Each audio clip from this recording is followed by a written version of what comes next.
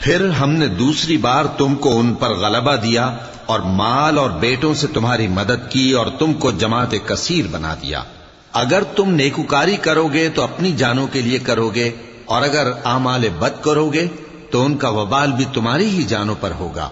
پھر جب دوسرے وعدے کا وقت آیا تو ہم نے پھر اپنے بندے بھیجے تاکہ تمہارے چہروں کو بگاڑ دیں، اور جس طرح پہلی دفعہ مسجد بیت المقدس میں داخل ہو گئے تھے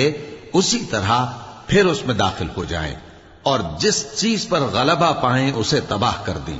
امید ہے کہ تمہارا پروردگار تم پر رحم کرے، اور اگر تم پھر وہی حرکتیں کرو گے تو ہم بھی وہی پہلا سلوک کریں گے، اور ہم نے جہنم کو کافروں کے لیے قید خانہ بنا رکھا ہے۔ یہ قرآن